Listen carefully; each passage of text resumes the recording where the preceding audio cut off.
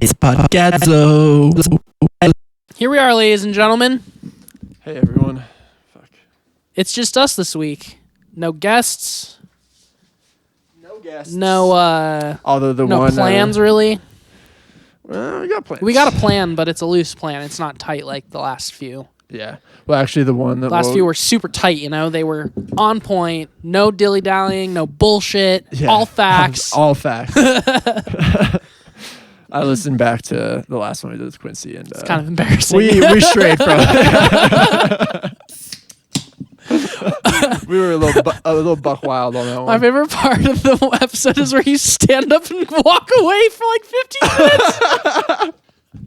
It's like, all right, Will Collins gone. Well, he hasn't carried in this one. That's fun. Yeah, we got it. We don't need you. Well, that was already like an hour and a half in. Yeah. Well, that's true. That one did have good time. I needed to help Will. Yeah, you needed to help Will. You needed to help a grown man set up a fucking keyboard. Sounds about right. Yeah. Whatever. Yeah, go ahead and explain to the audience who totally cares what you were actually doing.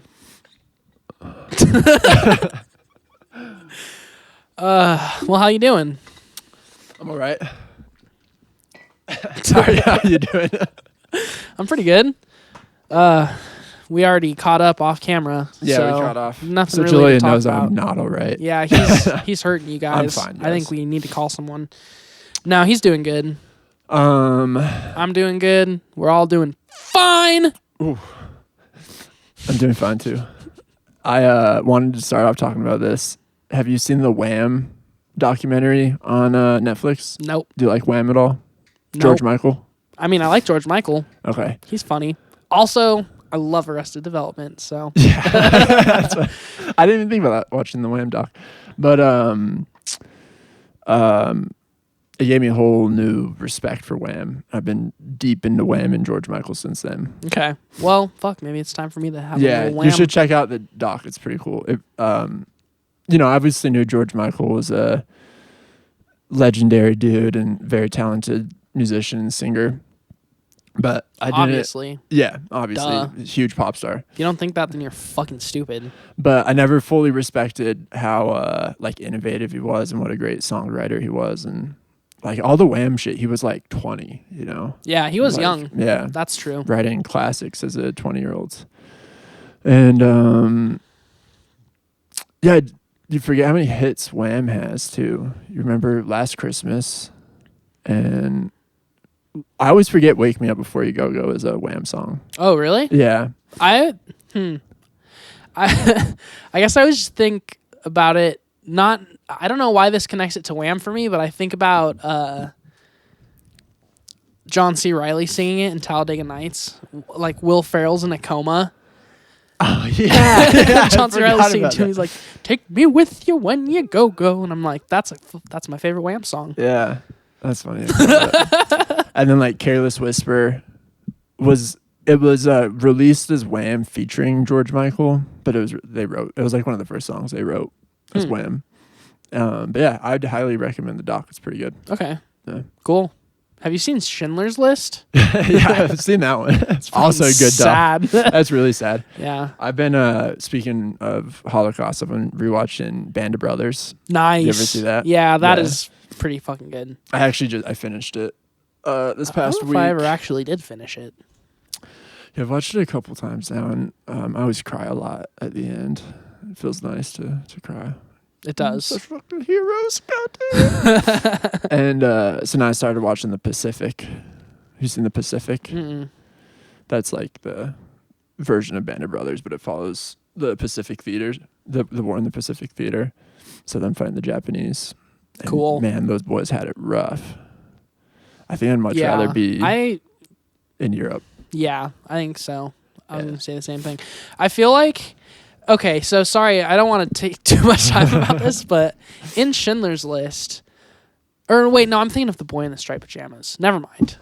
That movie's fucking sad, too. That's you know really the sad. part when, I could be making this up, too, because it's been a while since I've seen it, but I'm pretty sure there's a part in The Boy in the Striped Pajamas where he's, like, super tattered and, like, fucked up, and he, like, walks up to, like, the fence. Yeah.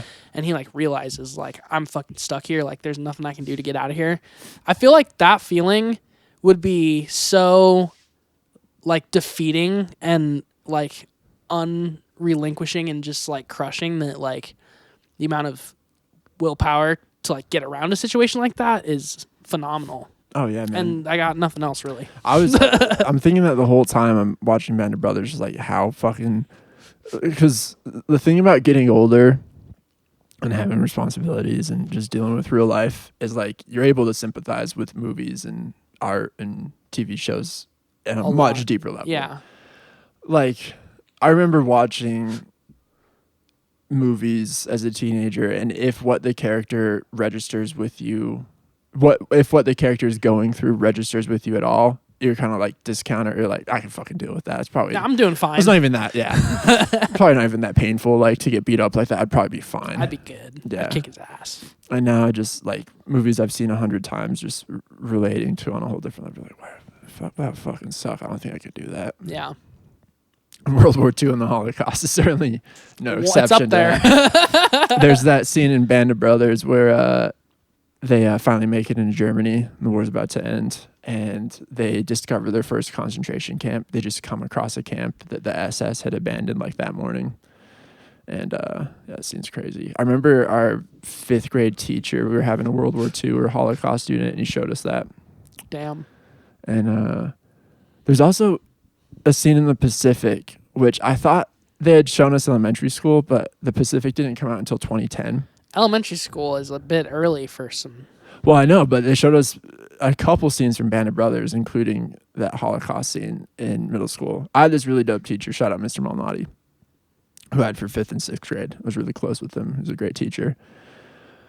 And his father was a World War II veteran, and his father had to go through the Bataan Death March that like the Japanese soldiers did on the Philippine Islands. And so World War II was like, personal to him.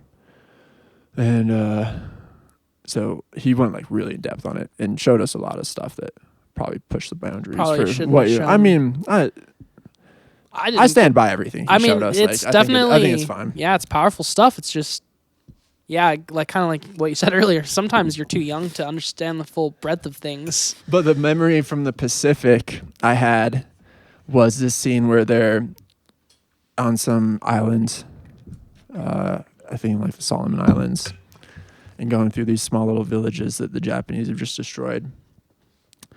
And they're going through this village, and a woman approaches them carrying what they think is a baby in a blanket, but it's actually just a bomb, and she blows herself up. Or like the Japanese shoot her and blow her up and blow up all these American soldiers. And I swear to God, we saw that in elementary school, but it must have been middle school. We definitely saw it in a class. Like a teacher definitely showed us that. You went to, did we go to the same middle school? I went to Weber. Okay, shit, we did. Who was your? I can't remember who it would have been. I don't remember anyone. I don't remember anything at all. I don't remember anything from high school. I remember Mr. Tansky. Remember Tansky? Shout out Mr. Tansky. Mr. Tansky. He's literally the only one I remember. Yeah. I tried playing football for a while and I fucking hated it. And Tansky was the football coach. He was. I only did it because like I had friends that were doing it. I just felt left out. Yeah, everyone was like going hardcore through a jock phase in middle school, and I just missed it completely. I was like, I can't do it, and I'm not going to try. I remember trying out for basketball in 8th grade, like after the first day of tryouts, I came home and I was so sore. I was like, I can't even go to the second day of tryouts. Fuck even making it onto the team. I can't even go to the second day of tryouts. Tapping out, coach. Yep, that's when I decided I was a band kid. Yeah. I definitely tried to be. I always played at like hockey. You probably could have been athletic. Like you're tall and muscular and stuff. I am a pretty good athlete. I was good at hockey. But I didn't like football. I didn't care about it. I fucking hated it. Yeah. And, so. Basketball? I played basketball at Weber both years. And I think I kind of remember you being on the team. Yeah. We won championships both years, and then I just quit basketball. Went out on top, Yeah. Like MJ should have done. Good stuff. Yeah. Comparing yourself Better to burn out than to fade away. One of the best athletes of all time. I'm just saying. I could have been. All right. Well, shall we? Welcome to podcadzo, everybody. Should have said that earlier. Yeah. that's a clip. Why don't you introduce what we're talking about? Okay. I'm actually pretty hyped about this because I live a pretty shallow life devoid of many pleasures. But, actually I take that back. My life's pretty good. Yeah. Got a good thing going on Trying to right be now. positive. I got a good thing going on right now, and my life's pretty fucking good. But the thing that is like the cherry on top for me is discovering new music. Mm-hmm. And this year, I feel like there was a lot of really good new music. And at the end of every year, I have like a personal tradition of just like making a little top 10 list and putting it out. I know most people don't really give a shit, but there's always a few people who are like, oh, this is cool. And like, yeah, I love getting other people's lists too. Mm-hmm. You've definitely turned me on to shit over the years. And likewise, yeah. I mean, even just talking about shit in the podcast, I've learned a lot and discovered a lot of shit.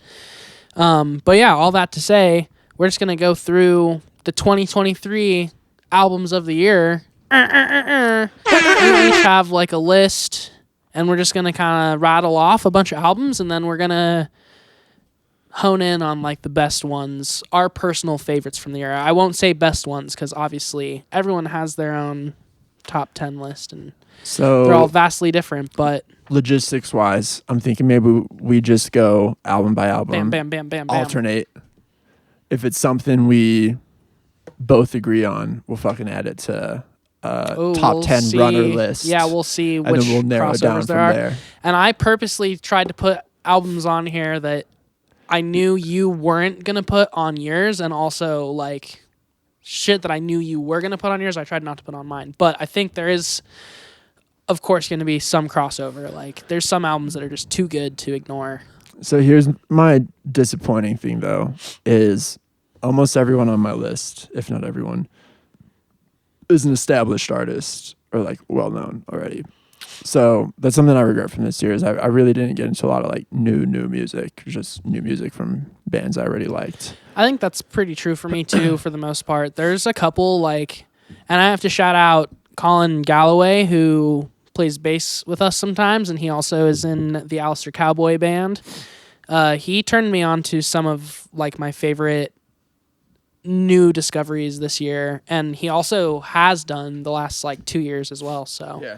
that's the shit I like, is kind of sticking to my own lane, but then having people throw stuff to me, and I know like, oh, Colin Galloway listens to fucking cool ass shit, so I'm definitely gonna check this out. Yeah. Hell yeah. Well, hopefully you and I both walk away with things we haven't listened to, and the listeners walk away with things that they want to listen to and will enjoy. Perfect. So let's fucking get into this. I did make a note saying that I was tempted to include certain singles or EPs, but Yes. left those off the list. I only did LPs. I only did LPs as well. And the other thing I kind of want to mention at the beginning is just right now, I feel like this is not really in any particular order. Like, we're not ranking Yes. anything. We're just throwing out a bunch Throwing of out. names for the moment. Yes. All right. I will start. Cave World by Viagra Boys. No surprises Nice. here. And honestly, right off the bat, sorry, I won't take too long to say this, but that is a perfect example of you showing me something that Yeah. I wouldn't have otherwise tried to get into, because I didn't like Viagra Boys, and then we saw them, and you told me to check them out, and after seeing them, I was like, all right, it's time. And Cave World is fucking fantastic. It's a great album, It's a huh? very, very good album. Cool. Yeah, we never came back to it after we did the Viagra Boys sode. But yeah, we haven't talked about it since. So Yeah. I'm glad you liked that album. They're on playlists now. I've been listening to them. They're in my rotation. Yeah. Yeah. Especially Cave World. Like, there are other shit I like, but Cave World to me has like that other level of like exploration to it. Definitely. Like, it gets very weird. Yeah, it does. So it's their third album. This was a huge year for Viagra Boys. I feel like they really entered the mainstream, or whatever you want to call it, like the alternate mainstream this year. Toured with Queens of the Stone Age, obviously. That's where we saw them. Put out Cave Worlds, which their other two albums are great and I love them, but Cave World is probably my favorite, and let's say they've matured kind of by immaturing. Yeah, they've as gotten artists. weirder and more out sillier, there. yeah, but in a very artistic way. And Viagra Boys is the first newer band that's come around in a while that's like really come to mean a lot to me, and that I fucking love them. Hell yeah. Yeah. Beautiful. All right. My first one is going to be the new Blink-182 album. Nice. One more time. Honestly, I feel like most people out there, I did not expect anything from this album, and then it came out and I put it on just honestly to like mock it a little bit, be like, this sucks. But it's got a lot of substance. It's very true to form. I feel like a lot of people knocked it for sounding too much like Blink-182, but that's exactly why I love it, because I didn't think they could sound that much like Blink-182 again, and have it feel like really genuine, not just like it's forced. It's got a lot of surprises on it. It's produced very well. I think, especially considering how much pop punk means to everyone right now, it's like a monumental album for this year. I didn't have it, but very nearly put it on the list. I considered it, but decided to leave it off because I haven't spent a lot of time with it. So it felt like a little funny putting it on there. And I had a feeling you'd put it on there and be able to speak to it a lot more. I will say, to shit on it for a second, it's one of the few albums on this list where I don't think it's perfect all the way through. And normally that's a criteria for lists like this for me, is like it has to be, like every song has to be a banger. Interesting. A couple songs on there I will skip right through, but the songs that are good enough that they make up for that, in my opinion. All right. You probably have this on your list. Feel bad for stealing it, but My Big Day by Bombay Bicycle Club. Yep. It is on my list. So we did a Bombay Bicycle Club episode too. That was before the album had come out. So I'm glad we can circle back real quick and talk about the album, because it's fantastic. It gets better with every listen. It has some epic features on there. It sounds like Bombay Bicycle Club, but it also sounds new.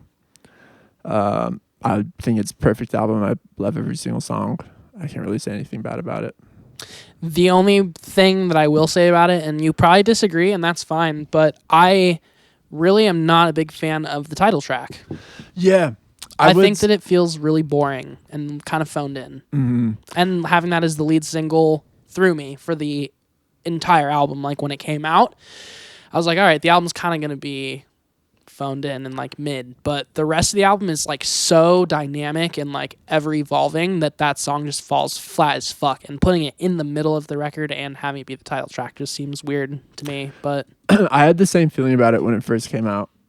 I said it gets better with every listen, and I'd say that song especially has grown on me a lot. And weirdly enough, I've been humming that a lot over the past couple of days.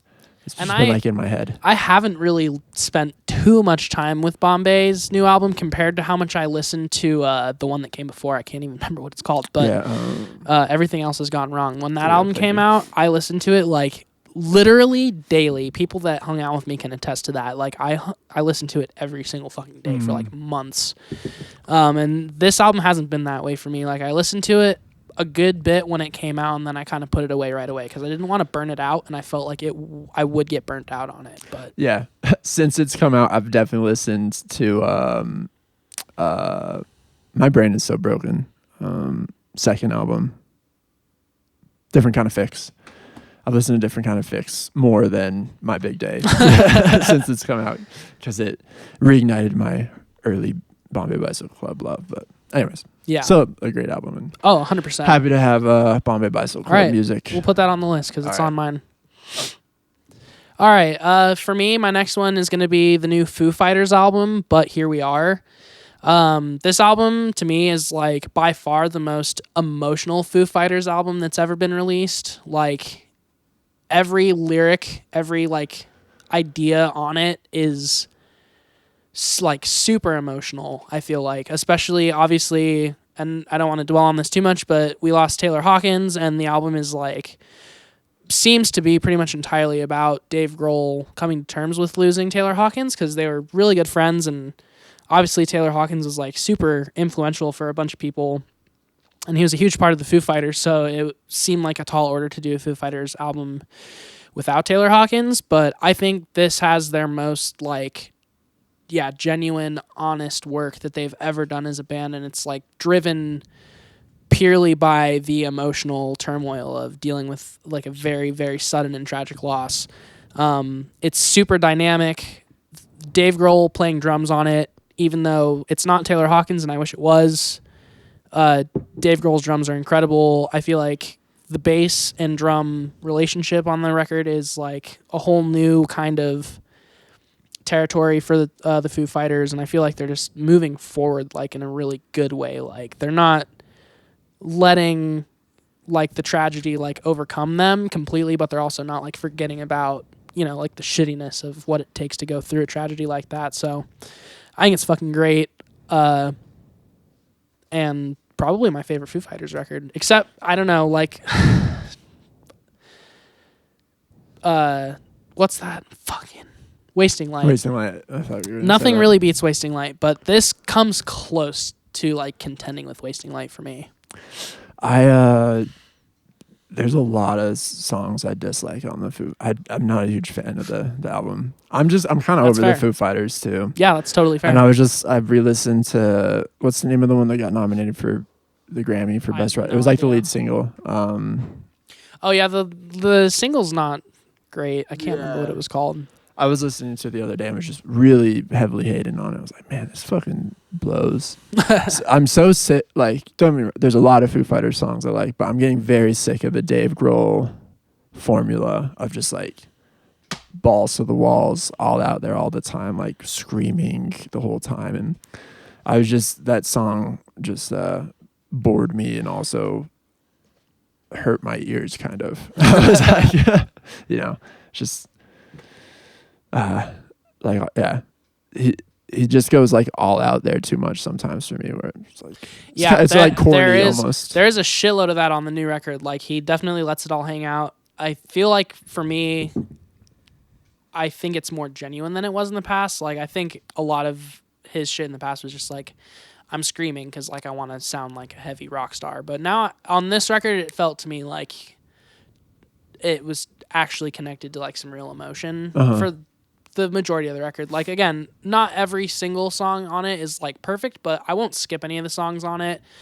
And I do think for all the like really loud balls to the walls shit on this record, there is also a lot of like really dynamic, like more quiet, mellow. And I think that there's some songs like The Teacher, the other single that's like a bit longer. It kind of like builds in a way that like you can't really like you can't expect it to get any huger, and yet it still does every time. Like in a way I kind of aspire to be more like that, like seeing how absolutely massive and dramatic you can make something like and trump people's expectations of like, oh, clearly this is like the climax of the song, and then it goes to like a whole other thing that's like, oh no, this is the climax of the song. Like there's just a lot of that on that record. My third album, and I touched on this one when we did our summer list, so I'll be brief, but Chris Black Changed My Life by Portugal the Man. I figured. This one has only become near and dear to my heart. I've listened to it a ton since then. It's on maybe the heaviest rotation of any of these albums. Portugal the Man was in my top 5 most streamed artists this year. So I saw will say that. Or I guess I didn't see it because you didn't post it, but I think we talked about it. Yeah. Mm-hmm. Did I send you a text? I might have sent it to you. I don't think you sent it to me. Okay. You should, though. I sent it to someone else. Take a I look will. at it. I'll send you my top 5. I do Apple Music, so it's different than Spotify Wrapped, but I still got my top 5. Embarrassingly, number 1 was Kadzo. You got to scrub all the content. Exactly. And I'm not going to lie, when we release a song, I fucking stream a bunch to get the plays up there. Yeah, I Even mean, if it's artificial, can't someone's say I got to don't- do it. Can't say I don't do the same thing. But I love Portugal the Man. They're one of my favorite bands of all time, I'd say. And they did this really dope KEXP acoustic performance of mostly Chris Black Changed My Life a couple weeks ago. And that got me even deeper into the album. So I'd recommend checking out that KEXP. It was dope. But yeah, great album. Hell yeah. I'm going to have to check that one out again. Mm-hmm. I didn't ever get around to listening to it. I think Grim Generation, which was one of the singles, might be one of the best songs of all time. Oh, shit. It's so well written. Damn, I'll check it out for sure. Immaculately produced. It's one of the best sounding songs released all year. A bunch of I'll give it that people at least. whose like musical opinions I highly respect really all liked that album specifically. So I'll check it out. All right, my next one is going to be War of Being by Tesseract. I'll be quick about this too because I know this isn't a gent podcast. But I just wanted to shout out Tesseract because they made us wait for a while. I think Sandra was 2017 or 2018, so it's been like 5 years. But the album is fucking solid. Even like, I don't know, the concept behind the album is like very linear, and the whole album is based on the same concept. So like it's just a giant story, and it's very easy to like listen to the album from start to finish because it's very seamless. The songs all like flow into each other very well. All the transitions are like very immaculate, and it's like, I think, the heaviest Tesseract album that's ever been put out, which I always thought Tesseract needed like just a little bit more oomph to go along with like all the mathiness, and I think this album fucking has it. It rips. The tones are incredible, and the bass playing is fucking immaculate as well. So I'm gonna check it out. You talk about Tesseract a lot, and I've listened to them before, but I'll spend some time with this album. All right, my next one. This is actually 3 albums, but I'm putting them into one because it's by a funky artist who releases a lot of albums. Are you a Guided by Voices fan? I have never checked out Guided by Voices. Okay. Guided by Voices is an American indie rock band formed in the late 80s. They might have had started even before them. But it was started by a school teacher in Ohio named... I fucking hate myself so much that I can't think of... Can you look up Guided by Voices real quick? This is going to drive me crazy. I just had it for a second, lost it. Anyways, they've been putting out albums, a ton of albums, and very good albums since the 90s. But they were just hugely under the radar for a long, long time. And, you know, he was still a middle school teacher this whole time because the band hadn't taken off. They started getting some love in like the 90s indie rock scene. Robert Pollard? Yeah, Robert Pollard. Thank you. Pollard? Yeah, Pollard.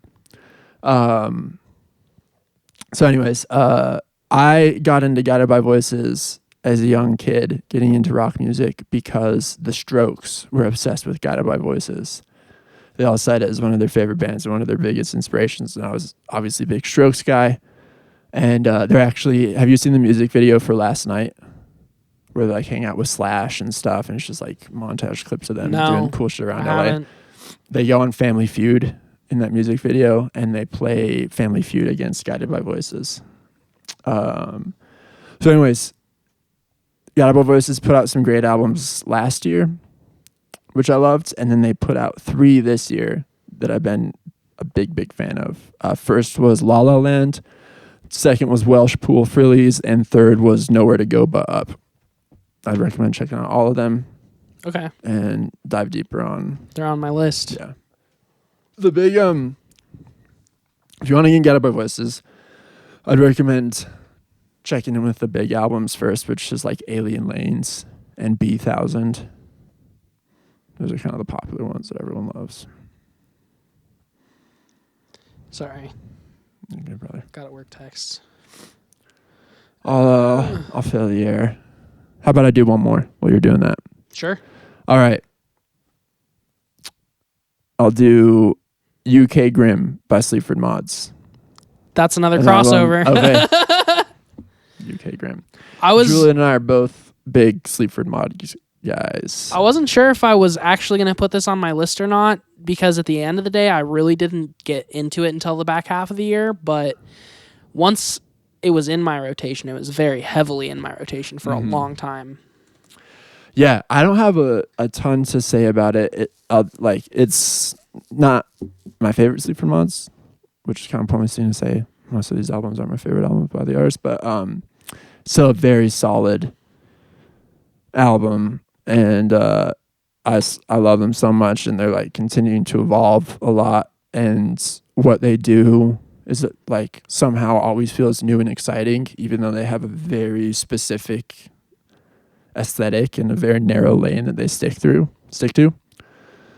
But yeah, this album's dope. And then what got me back into this recently was they released the West End Girls Pet Shop Boys cover, And I got really into that single that they released and went back in the UK Grim heavy in the last week or two. They've been putting out like singles, like interesting singles and B-sides, because they put out that More UK Grim thing too. Yeah. That had I forget the name of the song, but it's about like anti-vaxxers. Yeah. Do you know what I'm talking about?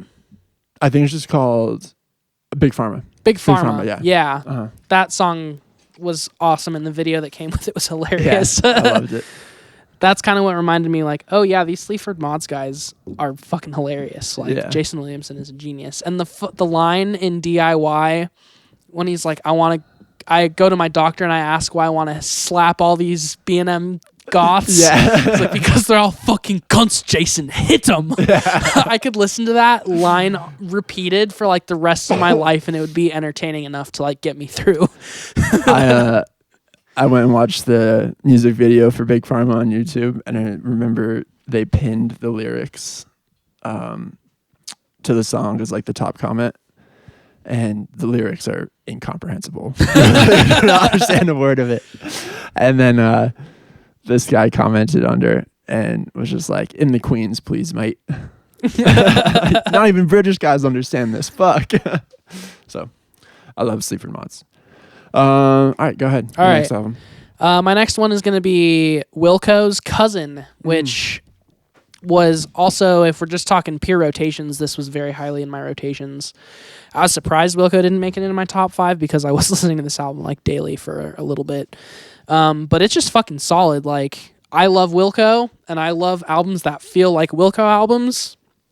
This very much felt like a Wilco album to me. Like, it wasn't familiar in the sense that it was like redundant or repetitive, because it was very like explorative for them, but it was familiar in the sense that it was like just very much their traditional like band arrangement and lineup and like kind of just like vibe, I guess, of the record, as much as I don't like to say vibe when I'm describing a record. Sometimes there's no way around it. It's got that good Wilco feeling, and the song, specifically the song Pittsburgh, I think is like one of the best Wilco songs ever written. And to be putting out songs that are that high caliber when you are putting out an album a year this far into your career is pretty impressive. So yeah.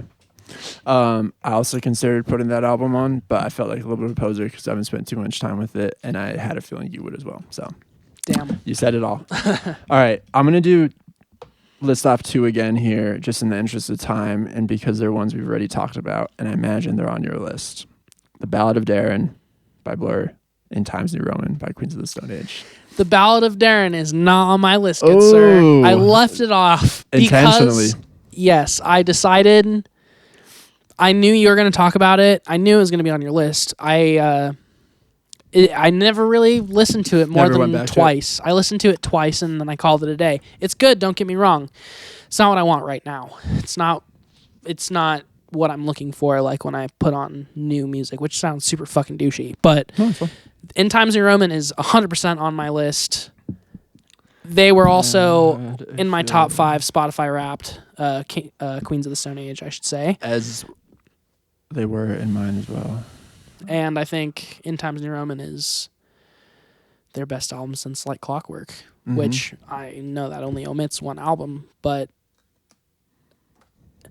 there's so many moments on In Times New Roman that remind me of like old Queens, like fucking Burn the Witch, or like, you know, like just stuff off like Songs for the Deaf. Like, it's such a all-encompassing fucking just purely brilliant fucking album. Yeah. You said it all. Amazing album. Ballad of Darren. I like that you left it off, honestly. I love it, and I've listened to it a lot since then. But yeah, I don't know if it deserves to be one of the top albums of the year, honestly. It's very acclaimed. Yeah. Like, a lot of other people are putting it up on lists. Yeah. So. But you know, Blur's done their goddamn thing. Yeah. We know Blur's good. So that's Totally. fine. They don't need our praise. All right. For me, I'm going to say my next one is King Giz, Petrodragonic Apocalypse, or Dawn of Eternal Night. Had that on mine too. And hell yeah. This album, heavy, proggy, it's got like full on like techno breaks, like it's got everything. It's got literally everything. It's fucking great. Not a bad song. It's not too long. It's fucking riffy. It sounds cool. I think it's a contender for the top record of the year. Oh yeah, I would completely agree. Isn't It Now by Animal Collective. Nice. That's a kind of a surprise for me, honestly. Is it? Yeah, I didn't know you were that into Animal Collective. Yeah, I love Animal Collective. I think I've talked about it on the pod that Merriweather Post-Pavilion might be my top 10 of all time. Yeah, and I'm just a huge Animal Collective head across the board. And they put out an album late 2022 called Time Skips, which was cool, but I never connected with it much, but I immediately connected with Isn't It Now. It's a fantastic album, amazing songwriting, so coolly produced. I don't think there's I think it's tough to find a more unique and beautiful arrangement of crazy voices than Animal Collective. Yeah, they definitely the harmonies they unique. do are insane. Yeah. It's insane that that their singing is pleasant to listen to. You kind of hear it, you're like, this sounds insane and so weird, but it's beautiful and I love it. Yeah. Yeah, great album. Go ahead. All right. Next one for me would be Void by Ken Mode. This album was also very, very heavily in my rotation this year. They were putting out singles they released half this album before the album came out. So I was wetting my beak throughout the year with the new shit, but then the album came out. It's been on heavy roto ever since. Super heavy. It's got moments where it's super stripped back and actually not that heavy. It's pretty raw. Vocally speaking, it's super vulnerable but also angry. And it's just riff fucking central. I think it's by far Ken Mode's top tier work. Fuck yeah. I'm not a Ken Mode guy. Not that I don't like him, just haven't even tried. Anyone who doesn't know Ken Mode, and if you like heavy music, you should genuinely check out Ken Mode because they are the best heavy band I've discovered by far in a long time. Hell yeah. I'm gonna listen to them. I've been meaning to for a while. Let's see. Okay. Council Skies by Noel Gallagher's High Flying Birds. We talked about. I know you supported this album more than I did. It's true. When we first talked about it. It's true. It's not on my list though. I didn't think it would be. I kind of shat on it when it first came out, and I still don't think it's a great album. But I've been very. Something happens to me in the fall and winter, maybe related to seasonal depression, where I really go back to Oasis and Noel and Liam. You go back to your roots. Go back to my roots. And Council Skies was just, I was like, I didn't really give this a chance. I didn't like the single from it, Pretty Boy. So I discounted the album. Like I said, it's not a great album. I don't think it deserves to be in the contender list for top album at all. But at the end of the day, it's Noel Gallagher. And I love Noel Gallagher.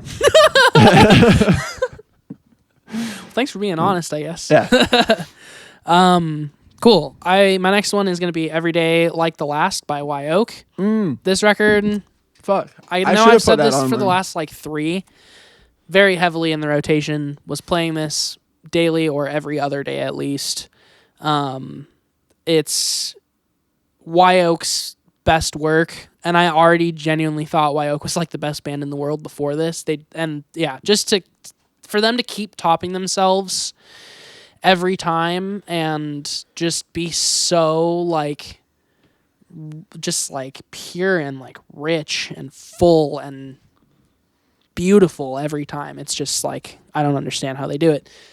So yeah, I feel this one could also be for me personally a contender for top album of the year. I put it in the list because I knew I was leaving stuff off, and this is definitely one of the big ones I left off. You got me into this we talked about it, I think in the summer when we did our album review when it came out. And I listened to it a ton after that and loved it. It's a beautiful album. All right. The Record by Boy Genius. Okay. Interesting.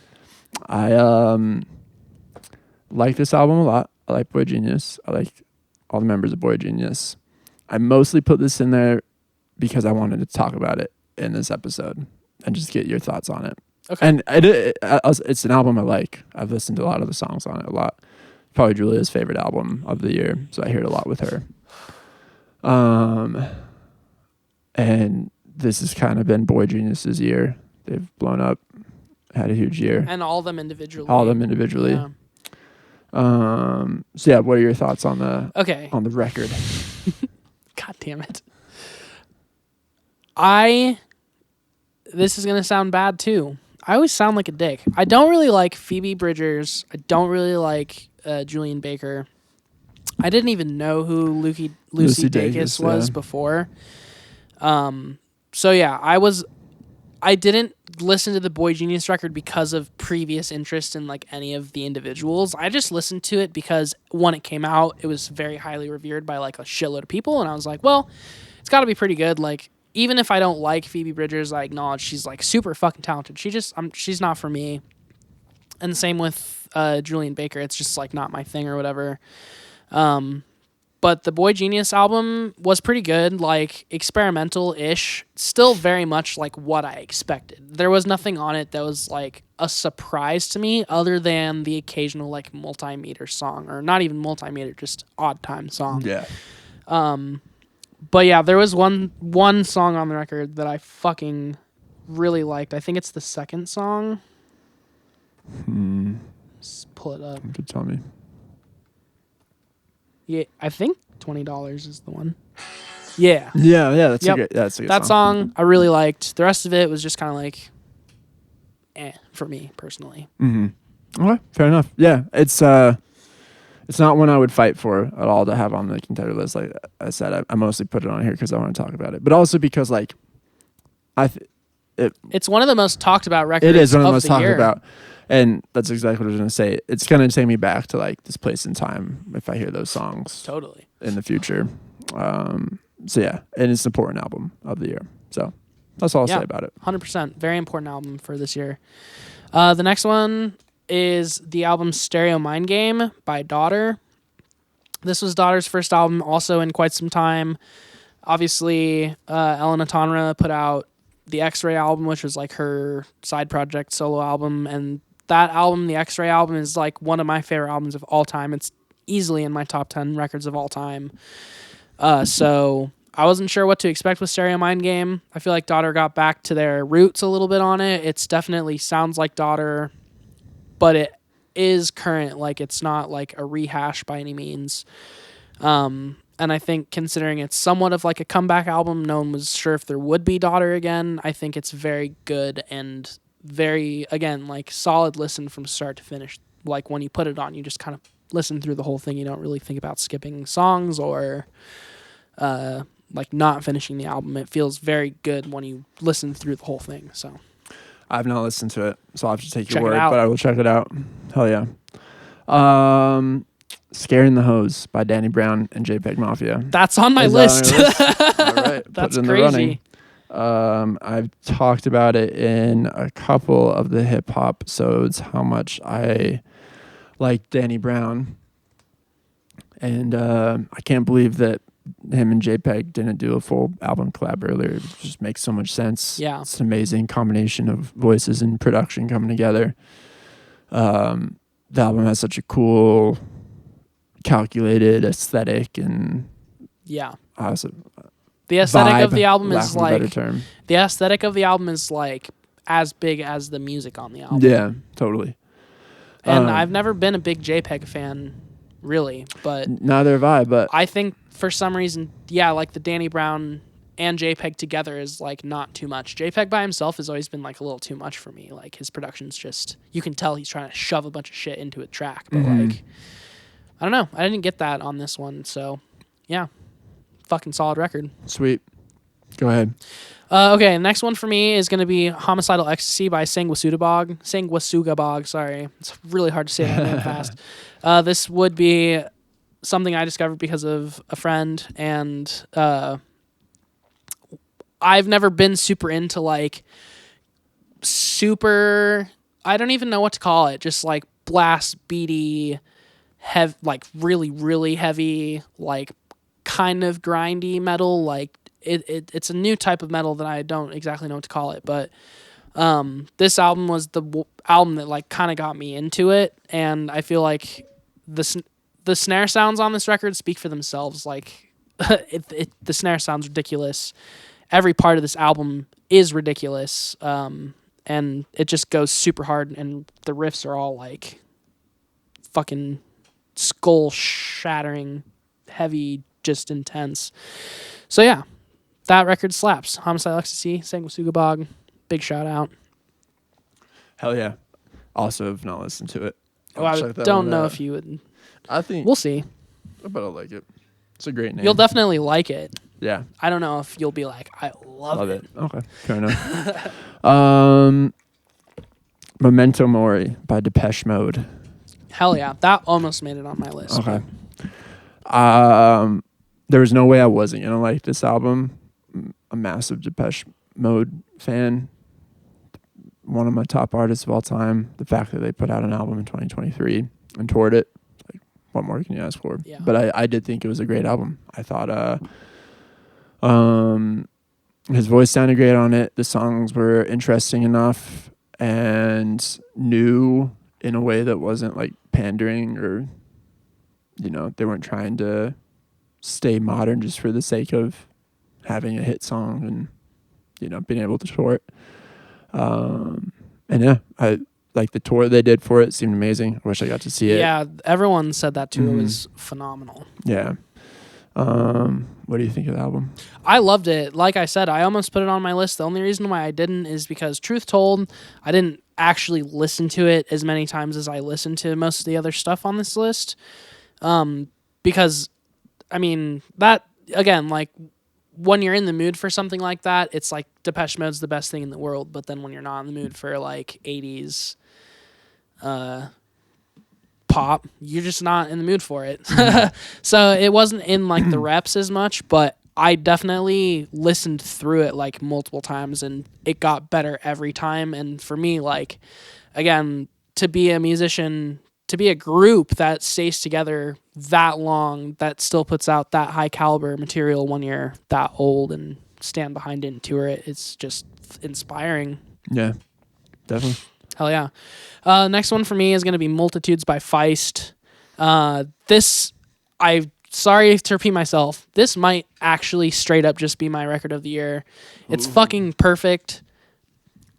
Every moment of it is perfect. It goes from being like the most raw and like stripped back thing you've ever heard to suddenly just being like so deep and rich and like swelling and full. It's just amazing.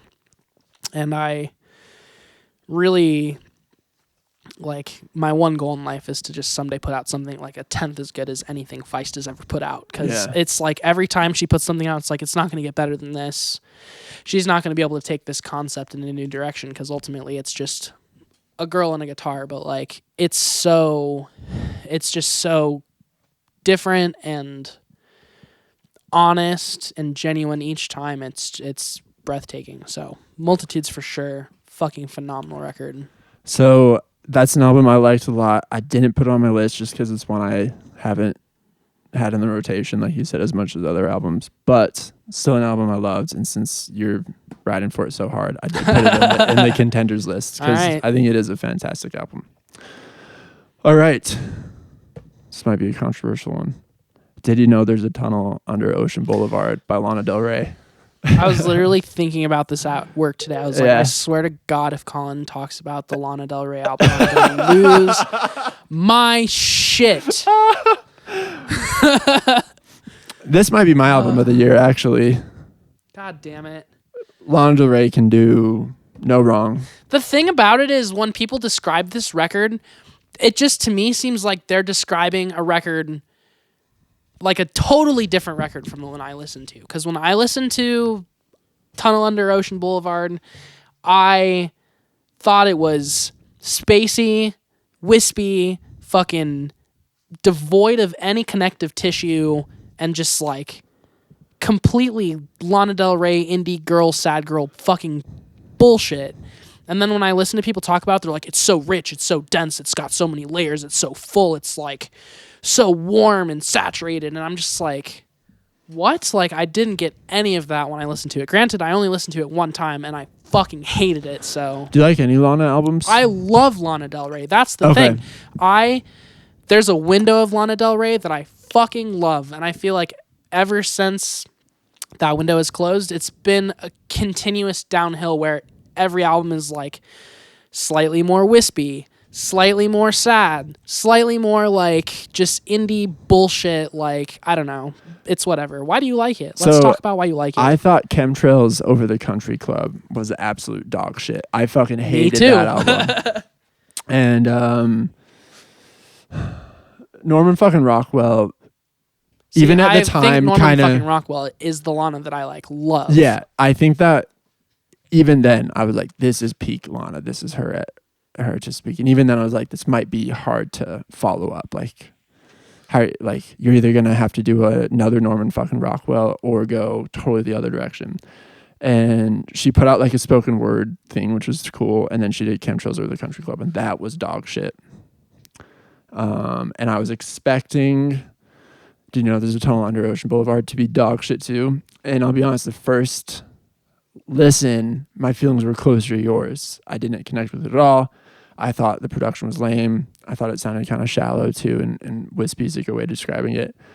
But Julia, being a huge Lana fan, and us being friends with a lot of Lana fans, it was just something that got played a lot, and I just got more into it. And yeah, I was joking, of course, when I said maybe my album of the year. It's not even close to being up there, but it's one I wanted. I thought you were serious. No, it's one. I was just saying that to piss you off.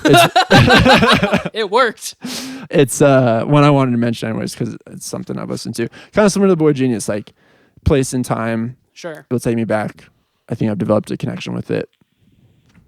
It's Lana Del Rey, baby. What are you gonna say? Yeah, I mean, I think the one thing that's good about Lana's new art is that it is like more polarizing, so it's not just like universally acclaimed. Like, it is more about like you either love it or you hate it, which means that there is, you know, like some level of substance there. It's just the way she fucking sings on her last two records pisses me off so much. It's like she's literally seeing how much air she can push through her diaphragm. Yeah. And I don't know. It's not for me. But very fair enough. I don't disagree. You're entitled to that opinion. I do appreciate that there is genuine like conceptual effort to Lana's albums still. Like, she is in a full concept for each record, which I do really enjoy that aspect of it. I'd say she's a full-blown pop star. She's up there in the leagues of, you know. She's like Lady Gaga. Yeah. Or, yeah. Gaga. Gotta give credit to Burt Kreischer for that one. But of all those pop stars, yeah, I think she's the only one like actually, like you said, putting out albums and like who has a solid artistic vision, like isn't just releasing singles. Yeah, you know? Totally. So. All right, my next one is probably the complete opposite of a Lana Del Rey record. It's Fauna by Haken, which is like a prog metal album, very progressive. I liked this album very a lot. Experimental, very weird, very heavy. I think a lot of solid riffs on it. The instrumentation is perfect. The production, in my opinion, is perfect. Not a thing I would change about Fauna. I think Haken is maybe the best progressive heavy band we have right now because they are heavy, but they're not too heavy. They're progressive, but they're not like so progressive that they're alienating. You can like their music without having to understand like all the weird minutia of it, and I think that it shows that like their fan base, especially like all the way across the world in America, is like just consistently growing for them, and they're getting recognized more and more every time they put something out. So, and it's heavy, but I think how theatrical and grandiose the music is, it gives people a way to enter into the music. 100%. If you're not super into heavy music, totally, you come for the theatrics and stay for the heaviness, kind of. 100%, yeah.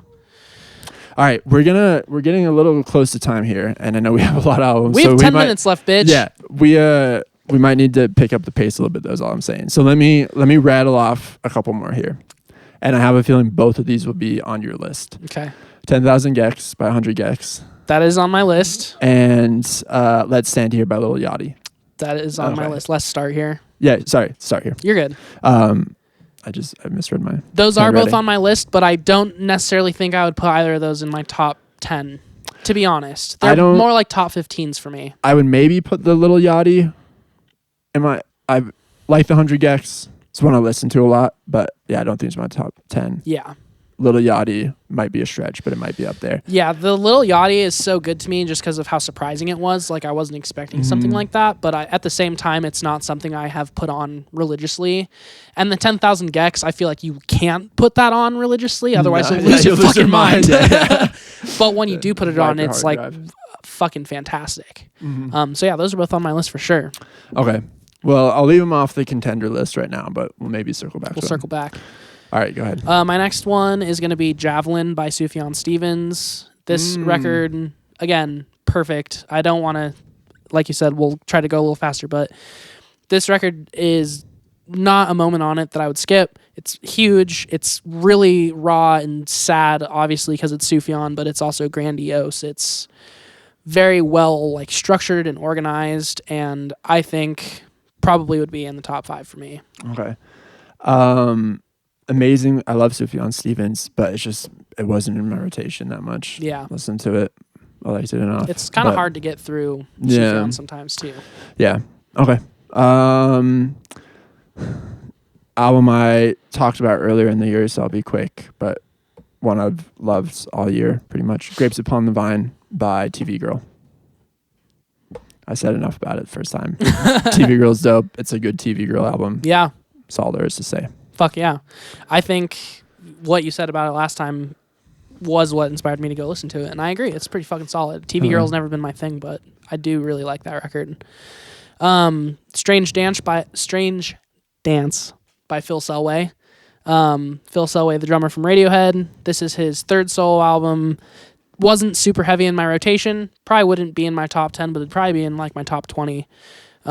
Super solid effort. It's just a little boring. Honestly, like I get a little sleepy when I'm through it, but it's just because it's very delicate, gentle record.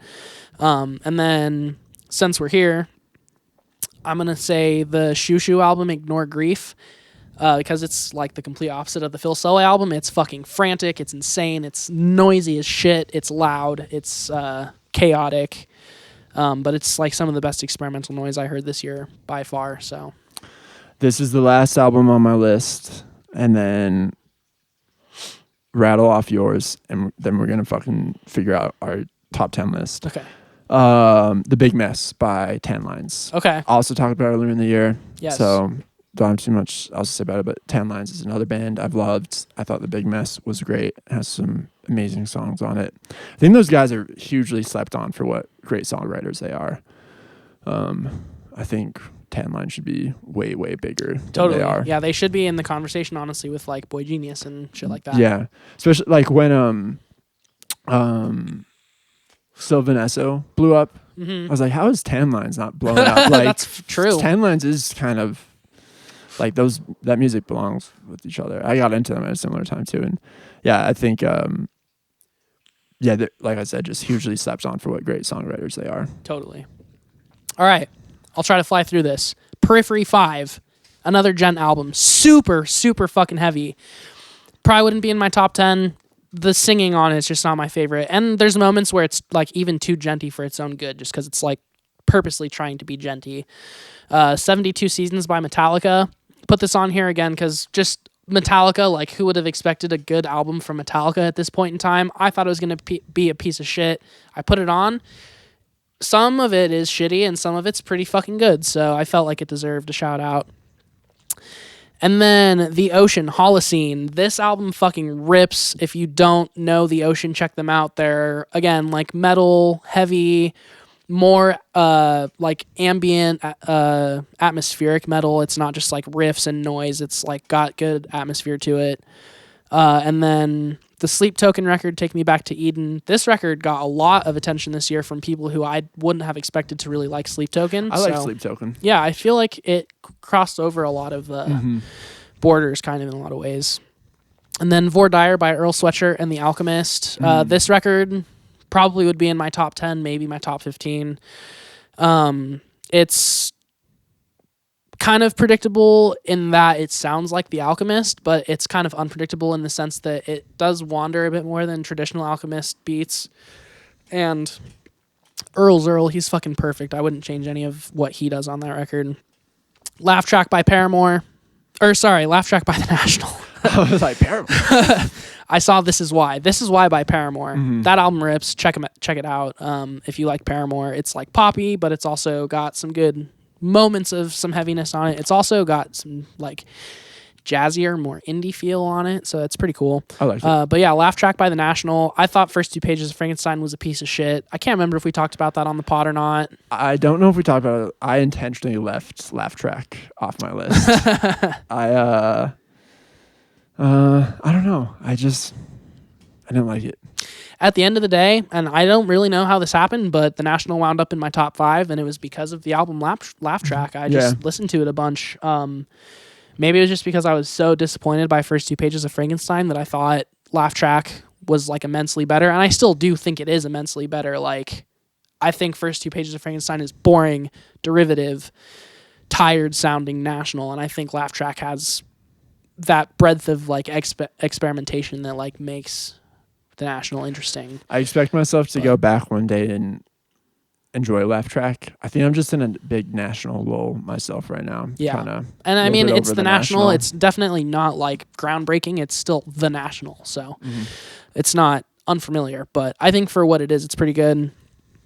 And then let's see here. When No Birds Sang by Full of Hell and Nothing.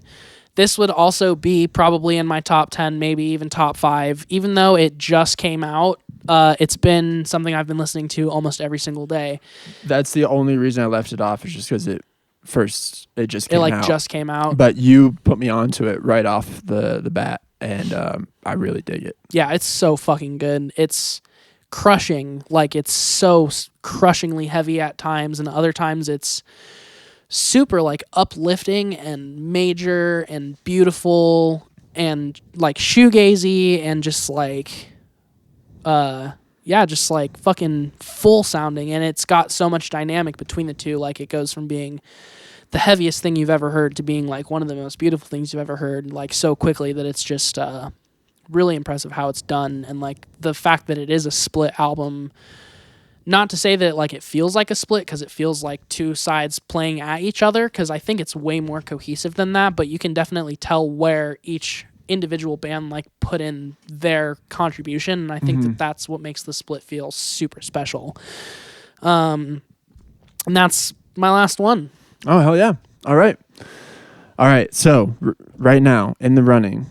Oh shit, no, I have one more. Sorry. Go ahead. Very, very, very, very important. I just left it off earlier because it's so important, and then I forgot to bring it back around. Perfect Saviors by The Armed. Okay. Oh my God. How could I have not realized that you didn't have The Armed on there? Yes. I won't say anything else. Perfect Saviors by The Armed. Also almost had The Armed on my list because it's one I've listened to a lot to try to understand The Armed. And I'm getting closer. I would say I like The Armed, and I'm coming around to Perfect Saviors. Hell yeah. But at the end of the day, I just didn't. I felt like a poser putting it on my list. I have gotten 3 people into The Armed so far, and all of them have gotten into The Armed because of Perfect Saviors. So that's how I know it's not a piece of shit.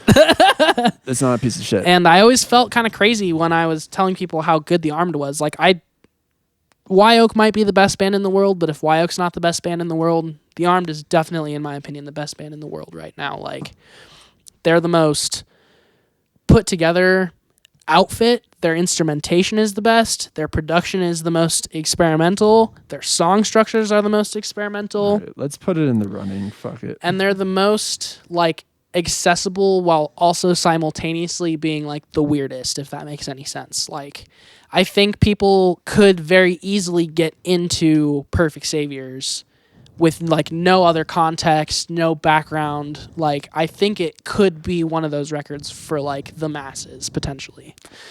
Okay, here's the list, and we're gonna have to narrow down from here. My Big Day by Bombay Bicycle Club, UK Grand by Sleaford Mods, In Times New Roman by Queens of the Stone Age, Petro Dragonic Apocalypse by King Giz, Every Day Like the Last by Wyoke, Scaring the Hose by Danny Brown and JPEG Mafia, Multitudes by Feist, When No Birds Sang by Nothing, and Perfect Saviors by The Armed. I can't remember my handwriting.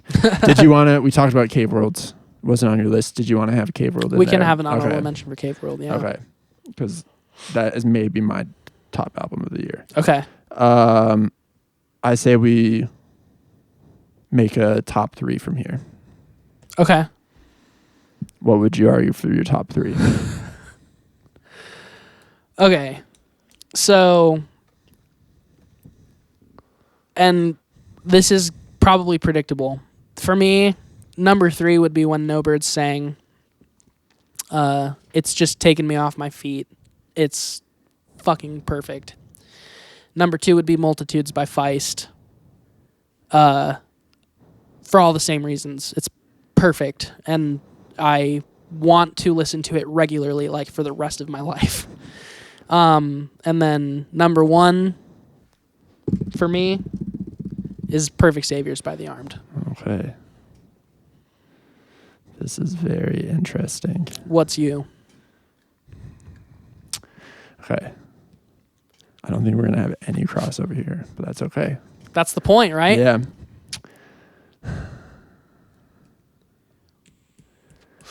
I'm going to say number 3 is In Times New Roman. Number 2,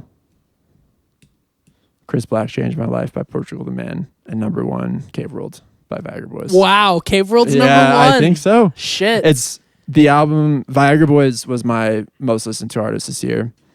But Cave World is the album I've listened to the most. I've showed it to so many people. It's on constant rotation. It's meant a lot to me. Makes sense. I think it's got to be number 1. Hell yeah. Beautiful. Oh, yeah. We did it. We did it. All right. Do we dare try to agree on an objective number 1 from this list? From this list. Let's say we were Grammy predictors. And of what we put on this list, we had to guess what the masses were going to say. I don't think we could ever do that. You don't think we could do that? I think it might be The Record by Boy Genius. I think The Record is up there. The question was if we were on the committee, though. Yeah. And we were trying to pick one that would be the best for the masses. I would honestly pick In Times New Roman. Wow. Yeah. I didn't. Yeah. For the rock crowd. For the rock. If it was in the category of rock. Because, yes. yeah, I mean, like. Without a question, then, yeah. Yeah. They're all going to be in different categories. And I mean, like. Perfect Saviors getting nominated for a Grammy would be, like, almost impossible, I feel like. But, no, I don't know. I think In Times New Roman is Queens of the Stone Age's most solid work that they've done in a very long time, and they're already such a household name, especially in the rock universe, that the expectation's already pretty high for them. So when the expectation's high and they deliver such a solid end result, I think that really is like the best part of discovering new shit, like being a consumer who listens to new music, like having the expectation of something being great and then it actually being great is a fucking fantastic feeling. And I got that like instantaneously with the Queens. Like even Perfect Saviors, the first time I listened to Perfect Saviors, I fucking loved it, but there were moments where I was like, this is interesting. Like I didn't necessarily like it instantly. But I think there was not a single moment on In Times New Roman that I did not, like, on first listen think, this is fucking amazing. Yeah. So, I remember listening to In Times New Roman the first time and knowing, like, this is going to be one of the all-time albums for me. Like, this will be something I'll always go back to, which is cool. Yeah. It's like, I'll always love this. It'll be interesting. I'm not going to watch the Grammys, but it'll be interesting to see what happens with the best rock song category. I don't even know who's nominated. It's a very interesting grouping. The nominees are Rolling Stones for Angry, Foo Fighters for whatever the single was that I couldn't remember. Rescued. Thank you. I think that's what it is. Yes.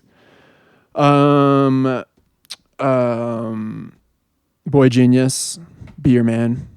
Which isn't a rock song. No. Queens of the Stone Age, Motion Sickness. Okay. Oh, so they're nominated. Emotion Sickness. Yeah, they're nominated for Best Rock Song. Oh, okay. And Motion Sickness is like the worst song on there. yeah, I know. It was my least favorite. They always just pick the worst. It's like we were just gonna pick like the worst lead single that they did. Yeah. And there's one I'm missing. Oh, Olivia Rodrigo was in there. Okay. For, I don't remember the name of also, her song. I have a hard time believing that's a rock song. I haven't heard it, but It's her like, weird grunge kind of. Oh, I forgot she was Courtney doing Love the Courtney thing. Love Yeah. thing. Yeah, I need to pay more attention to Olivia So Rodrigo. it's a truly bizarre. Rock songs is always a weird category, especially since like, I think the category was created in like the 90s when it was when rock meant something still. And then since then it's just been insane every year. It's like whatever disparate rock bands are somewhat popular. We grab a song from them. The fact that Olivia Rodrigo and Rolling Stones are like in the same category for something. I would say Rolling Stones put out single-handedly the worst record of the year. The most unlistenable piece of fucking trash that I listened to for the entire year. It's horrible. So for the last like year and a half, I've had a little crush on Paul McCartney. I've been in a thing where I've been in such a Beatles mode getting lately, dude. really into Paul McCartney, and he's just so fucking cool. But that song that Paul McCartney's on the new, it's like, it makes me not like Paul McCartney. It's that bad. I'm just like, bro, what the fuck? And why did they feel like at this point in time, have we already talked about this? Yeah, we did a big thing on Hackney Diamonds. At this point in time, why the fuck did they think that they needed to do that? Like, just fucking die already. Lay down and fucking die. Let someone else do something. Like, it's insane, bro. It's infuriating. Like, and to think that there's people that actually listen to it and we're like, oh yeah, this is a fucking album of the year. Like, what? Morons. Fucking incompetent fucking losers. And they were never good. Even in their heyday, the Rolling Stones were never fucking good, okay? I don't care if you like the Stones or not. They're objectively not a good band. That's never been their thing. Like, being high-caliber musicians was never, like, the point of the Rolling Stones. Like, yeah, it's like heroin rock. And once you get to the point where you're fucking 90 and you look like you're made out of fucking leather, like doing fucking 2 chords on a guitar isn't charming anymore. You're not charming anybody. You look like you belong in a fucking home. I hate the blues. Yeah, the blues are fucking stupid. I almost put Hackney Diamonds on here just to get that reaction out of you, but I'm glad we got it anyways. You didn't even have to. Will, do you have an album of the year? That's what we're talking about today. Album of the year? Yeah. You have to look back though. See what. Anything come to mind? Come take a look at my list. Probably the fucking Haken album. I fucking knew he was gonna say that. That's on there for Julian. Yeah. I'll read you our top 3. Julian's top 3 was When No Birds Sang by Nothing, Multitudes by Feist, and Perfect Saviors by The Armed. My top 3 was In Times New Roman by Queens of the Stone Age, Chris Black Changed My Life by Portugal the Man, and Cave World by Viagra Boys. Do you like any of those albums? I don't think I even have listened to them. That's the beautiful thing about music. Yeah. We're all in a band Indeed. together and none of us listen to any of the same shit, even a little bit. Truly. Token on there too. Mm-hmm. Interesting. I just was trying to think of everything that I listened to that I thought was good. I did like Sleep Token. Mm-hmm. Yeah, I got introduced to Sleep Token this year by a friend, and I think they're a cool band. There's some stuff on here that I also didn't mention, like We Buy Diabetic Test Strips by Armand Hammer. I'm surprised you didn't have it on there. I almost put that on. It's an album I like really just recently started listening to, but it's a cool album. It's very good. And I knew you were a fan of it. So. And then what else? Pile, All Fiction. Mm-hmm. Cracker Island by the Gorillaz. Oh man, I should have had Cracker Island. I forgot that was in 2023. Darkadelic by The Damned. That might change things for me. The Dudu Tassa and Johnny Greenwood album, Jirac. What else? Mike, Burning Desire. DJ Shadow, Action Adventure. I guess that's pretty much everything that I didn't mention. Oh, King's Disease 3. I put King's Disease 3 on here. Probably should have said that. I should have said that. And yeah, that's it. 2023. Comprehensive as fuck. Good year for music. Mm-hmm. Good music for the year. I think the jury's or good year. Good year for the world. I think the jury's still out on that one. Yeah, we'll will know in tell. a couple of years if this year was good or not. Good year for me personally. We're killing Time it. will tell. No, it's been a great year. Yeah, we did good. The year of Cadzo. Yeah, we did good, Chief. We did good. Thanks everyone for listening. This won't be our last episode of the year. We'll do a holiday one or something. Sure. Next week. Yeah, We'll have one more release. So we'll talk to you before the end of the year, everyone. But thanks for listening. Have a good night. I'm gay.